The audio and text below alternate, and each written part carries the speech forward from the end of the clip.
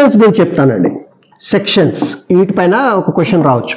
Section 38, 39, 41, 42 and 45 important, ఇది చెప్తాను. Section 38, 39, 41, 42. Okay, section 38 assignment, గుర్తుపెట్టుకోండి అంతే, assignment. Okay, assignment. Section 39 nomination. Okay, ఈ రెండు కొద్దిగా కన్ఫ్యూజ్ అవుతాయి. అసైన్మెంట్ కి 39 ఇస్తుంటారు, నామినేషన్ కి 38 ఇస్తుంటారు. సింపుల్ గుర్తుపెట్టుకోవాలి, ఆల్ఫాబెటికల్ ఆర్డర్. ఏ వచ్చింది కాబట్టి ఫస్ట్ నెంబర్ ఇవ్వండి. ఎన్ నామినేషన్, ఈ రెండు సిమిలర్, అసైన్మెంట్ అండ్ నామినేషన్ కొద్దిగా సిమిలర్ గా ఉంటాయి. నామినేషన్ అనేది 39, నెక్స్ట్ నెంబర్ ఇవ్వండి. ఓకే, ఇది 41 అనేది ఏజెంట్స్ యొక్క రిబేట్ అంటే డిస్కౌంట్స్. అంటే no agent should give discounts to the customers. అంటే పాలసీ చేయడానికి ఏ ఏజెంట్ కూడా తన కస్టమర్ కి డిస్కౌంట్లు ఇవ్వకూడదు. వరకట్నము నిషేధం, అలాగే ఇది కూడా నిషేధం. ఓకే, ఇక దాని గురించి అడగొద్దు, ఇవ్వద్దా అనేదండి. అది నెక్స్ట్ 41 అది దాని గురించి డిస్కస్ చేస్తుంది. సెక్షన్ 41. సెక్షన్ 42 ఏంటి? ఏజెంట్స్ యొక్క రిక్రూట్మెంట్, అతని యొక్క రెన్యువల్, అవన్నీ రిక్రూట్మెంట్ సంబంధించినటువంటి డిపార్ట్మెంట్ మొత్తం 42. యాక్చువల్గా అయితే 41 ఇది ఉండాలా, 42 ఇది ఉండాలా, అది కన్ఫ్యూజ్ కావద్దు. ఎందుకంటే దీనికి ముందు రిబేట్ వచ్చింది ఏంటండి, రిబేట్ గురించి చెప్పి తర్వాత ఏజెంట్ ని రిక్రూట్ చేస్తుంది 42 ప్రకారం. ఓకే, 38 ఏమో అసైన్మెంట్ అండి, 39 ఏమో నామినేషన్, 41 రిబేట్. ఓకే, ఇప్పుడు మళ్ళీ క్లియర్ గా ఎక్స్ప్లెయిన్ చేస్తుంటాను చూడండి. 38 ఏం చెప్పాను? అసైన్మెంట్ అంటే ట్రాన్స్ఫర్.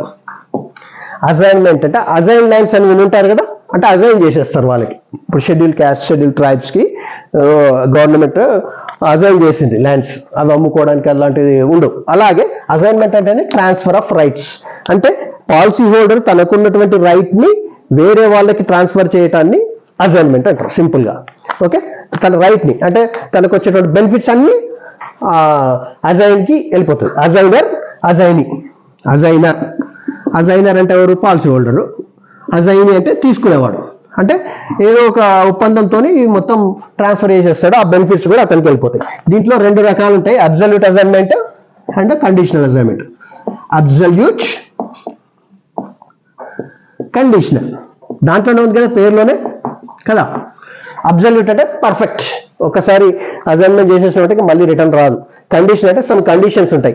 నేను తన దగ్గర ఒక 1 lakh అప్పు తీసుకున్నాను కాబట్టి నా యొక్క పాలసీకి సంబంధించిన బెనిఫిట్స్ అన్నీ అతనికి వెళ్ళిపోతాయి. నేను ఎప్పుడైతే 1 lakh కట్టేస్తానో అనే కండిషన్ కట్టేస్తానో మళ్ళీ అవన్నీ నాకు వస్తాయి. సో సింపుల్ గా ఇది అసైన్మెంట్. లోన్ తీసుకున్నప్పుడు అసైన్ చేస్తాం అనమాట. ఎల్ఐసిలో లోన్ తీసుకుంటాం, బ్యాంకులో లోన్ తీసుకుంటాం, అసైన్ చేస్తాం.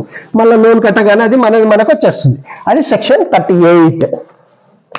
Next 39 discuss about nomination. Okay, nomination అంటే ఏంటి? నామినీ అంటే తెలుసు కదా అందరికి. పాలసీ తీసుకున్నారు, నామినీ కంపల్సరీగా ఉండాలి. పాలసీ హోల్డర్ కి అన్ని హక్కులు ఉంటాయి దానిలో ఉన్న బెనిఫిట్స్ కి. నామినీకి ఎటువంటి హక్కు ఉండదు. ఎప్పుడు హక్కు ఉంటుంది? పాలసీ హోల్డర్ ఎప్పుడైతే డెత్ అవుతుందో అప్పుడు నామినీ అంటూ హైలైట్ అవుతాడు. అప్పటి వరకు డమ్మీ, నామినీస్ డమ్మీ. ఓకే, ఎప్పుడైతే డెత్ అవుతుందో life assured means policy holder ఎప్పుడైతే డెత్ అవుతుందో అప్పుడు నామినీకి హైలైట్ అయిపోయి వచ్చే బెనిఫిట్స్ అన్ని నామినీకి వస్తాయి. ఓకే, ఆ నామినీ ఎవరెవరు ఉండాలి? దీంట్లో చాలా ఉంటాయి, సింపుల్ గుర్తుపెట్టుకోండి. బ్లడ్ రిలేషన్ అంటే కూడా అది కూడా దీంట్లో కూడా ప్రయారిటీ ఉంటుంది. ఫస్ట్ వైఫ్ అంటే స్పౌజ్, వైఫ్ ఆర్ హస్బెండ్, తర్వాత చిల్డ్రన్, ఫాదర్, మదర్ అంటే ఇన్సూరబుల్ ఇంట్రెస్ట్, దాని గురించి కూడా డిస్కస్ చేస్తాం. ఎవరికైతే ఉంటుందో వాళ్ళది ఉంటారు. ఓకే, బ్లడ్ రిలేషన్, ఫ్రెండ్ నాకు చాలా క్లోజ్ గా దాని ఫ్రెండ్ని పెట్టడానికి ఉండదు నామినీ. సో అర్థమైంది కదా, నామినీకి అనేది డమ్మీ. అసైన్మెంట్ లో మాత్రం డమ్మీ కాదు, అజైనీ మాత్రం డమ్మీ కాదు. వాడికి ఇమ్మీడియట్ గా పాలసీ హోల్డర్ బతుకున్నప్పుడే హక్కులు వచ్చేస్తాయి. కానీ ఇక్కడ పాలసీ హోల్డర్ చనిపోయాక నామినీకి హక్కులు వస్తాయి. ఓకే, 41 చెప్పాను కదా. 41 గురించి ఏం చెప్పాం? రిబేట్ అంటే డిస్కౌంట్స్. గుర్తుపెట్టుకోండి, మళ్ళీ కన్ఫ్యూజ్ కాకండి. 41, 42 కన్ఫ్యూజ్ కాకండి, 38, 39 కి కన్ఫ్యూజ్ కాకండి. 42 రిక్రూట్మెంట్ ఆయన సంబంధించిన అన్ని.